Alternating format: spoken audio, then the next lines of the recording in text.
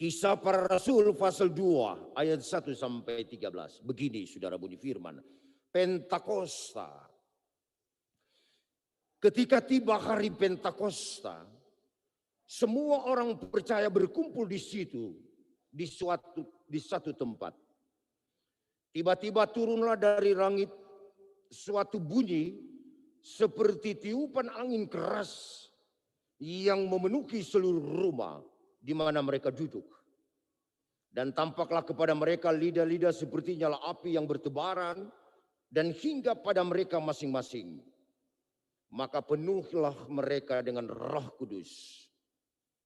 Lalu mereka mulai berkata-kata dalam bahasa-bahasa lain, seperti yang diberikan oleh Roh itu kepada mereka untuk mengatakannya. Waktu itu di Yerusalem diam orang-orang Yahudi yang saleh dari segala bangsa di bawah kolong langit. Ketika turun bunyi itu berkerumunlah orang banyak, mereka bingung karena mereka masing-masing mendengar rasul-rasul itu berkata-kata dalam bahasa mereka sendiri. Mereka semua tercengang-cengang dan heran lalu berkata, bukankah mereka semua yang berkata-kata itu orang Galilea? Bagaimana mungkin kita masing-masing mendengar mereka berkata-kata dalam bahasa kita sendiri, yaitu bahasa yang kita pakai di negeri asal kita. Kita orang Parsia, Media, Elam, penduduk Mesopotamia, Yudea dan Kapadokia, Pontus dan Asia, Erigia dan Pamfilia, Mesir, dan dari daerah-daerah Libya yang berdekatan dengan Kirene, pendatang-pendatang dari Roma. Baik orang Yahudi maupun penganut agama Yahudi, orang-orang Kreta dan orang Arab, kita mendengar mereka berkata-kata dalam bahasa kita sendiri tentang perbuatan-perbuatan yang besar yang dilakukan Allah. Mereka semuanya tercengang-cengang dan sangat termangu-manggu sambil berkata seorang kepada yang lain, apakah artinya ini? Tetapi orang lain menyindir, mereka sedang mabuk oleh anggur manis. Saudara-saudara jemaat yang kekasih dalam Tuhan, terpujilah nama Tuhan. Salam sejahtera untuk kita semua. Belum pernah kita pikirkan, tapi itu yang terjadi. Tidak pernah terbayangkan, tapi itu yang kita alami. Dan tidak pernah terlintas dalam hati pikiran kita bahwa suatu ketika kita akan bersidang raya dibatasi dengan waktu dan tempat, jarak dan suasana. Sesuatu yang menurut kita secara manusiawi impossible. Tapi itulah realitas. Tidak ada kata untuk mengatakan tidak terhadap realitas ini. Gereja sadar betul bahwa ia ada dalam dinamika zaman dan terus bergerak dalam dinamika zaman itu. Jika ia tidak siuman, maka dia bukan hanya kehilangan momen, tapi dia kehilangan tentang peluang dan kesempatan. Saudara-saudara yang kekasih, meski kita berjauhan tempat, tetapi kita diingatkan dalam momentum syukur ini bahwa iman dapat mempersatukan meski kita terbatas dan walaupun kita diperhadapkan dengan sekat-sekat yang membatasi segala sesuatu. Suka atau tidak, mau atau tidak, hakikat panggilan organisatoris gereja dan pelayanan harus kita jawab. Dan inilah momentum kita bersama. Dalam keyakinan iman Tuhan menyediakan di sini.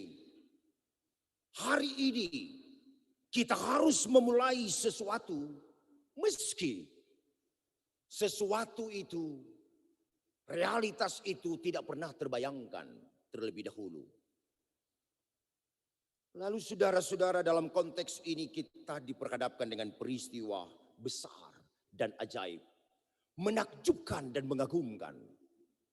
Sebuah mata rantai karya selamat Allah yang diberlakukan bagi dunia ini, yaitu momentum peristiwa kudus Pentakosta, hari ketuangan Roh Kudus.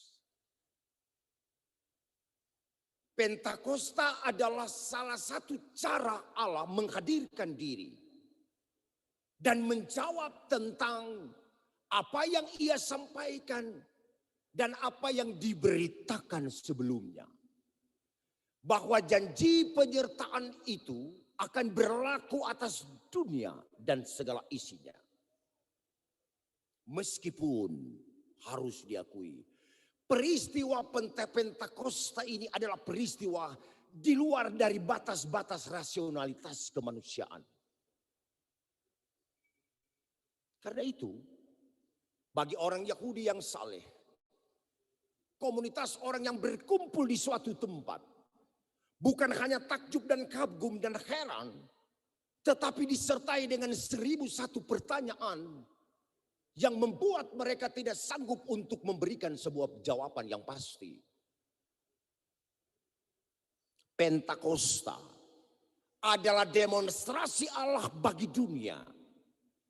Intinya adalah meyakinkan umat Allah bahwa Ia menjanjikan sebuah penghiburan. Ia menjanjikan tentang penyertaan yang tanpa batas. Ia menjanjikan tentang perlindungan yang melampaui batas-batas kemanusiaan.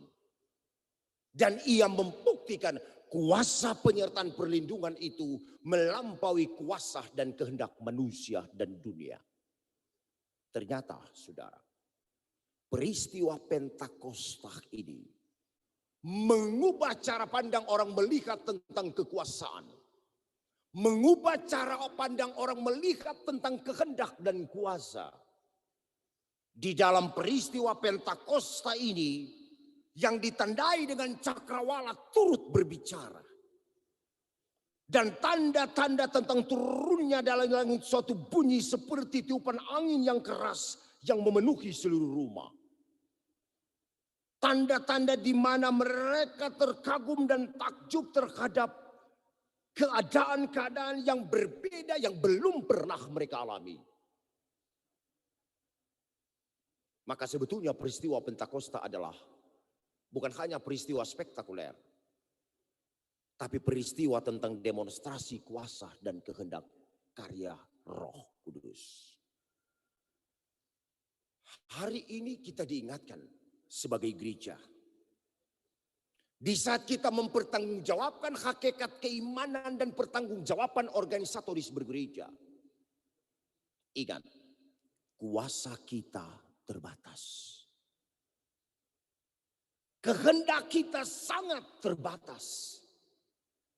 Tetapi kuasa karya Roh melampaui batas. Kalau demikian, kita harus tunduk pada kuasa karya Roh. Bukan tunduk pada kuasa kehendak manusia. Kalau demikian, jika mau memurnikan hakikat panggilan bergereja, mestinya di atas segala-galanya adalah kuasa karya Roh Kudus. Mudah untuk diucapkan tentang penyertaan perlindungan, tetapi acap kali kita lupa bahwa karya Roh Kudus itulah yang melindungi dan menyertai kita. Sampai hari ini, meski kita bergumul di tengah suasana pandemik, ternyata Tuhan melakukan perkara-perkara yang besar dan ajaib di luar dari batas-batas kemampuan kita. Kalau pada akhirnya umat Allah yang menerima kuasa karya Roh Kudus dan menyaksikan peristiwa-peristiwa penuh keajaiban itu menjadi momentum dan titik awal untuk menyaksikan kehebatan Allah. Maka dalam konteks ini pun gereja diberi penguatan secara kuat, utuh, menyeluruh. Apa itu? gereja yang terpanggil secara mundial, keterpanggilannya tidak terbatas pada teritorial. Gereja yang melayani menembus batas multikultural, etnis dan bahasa. Sama seperti peristiwa Pentakosta itu. Melampaui multikultur, etnis, bahasa yang berbeda. Gereja mestinya melampaui batas-batas itu. Gereja yang terus menyadari tentang hakikat keberadaan sebagai lembaga kudus.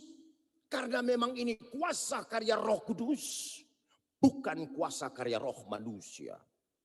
Sebagai lembaga yang dimeteraikan sebagai lembaga yang kudus, maka mestinya berfungsi menggarami dan menerangi dunia ini.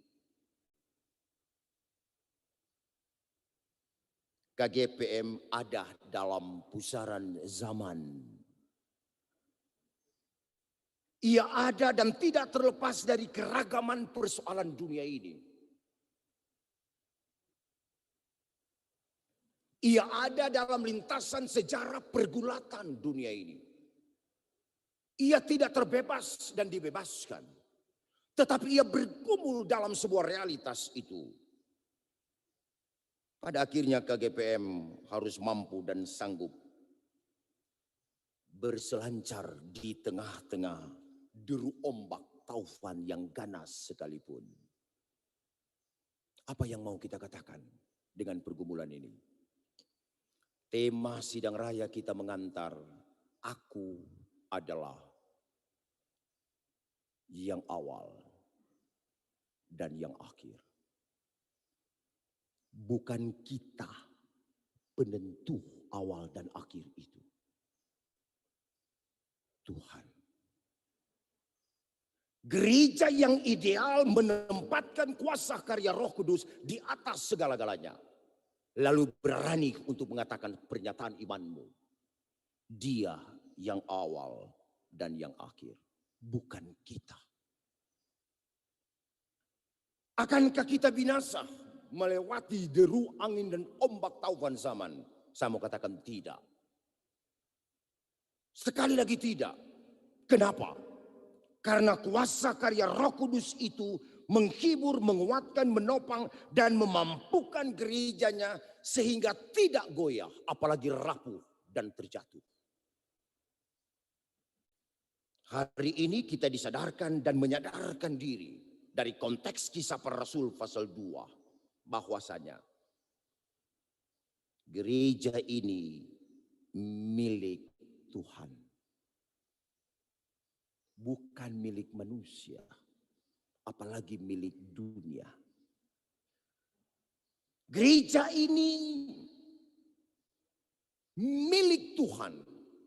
Karena itu jangan memaksakan kuasa kehendak kemanusiaan.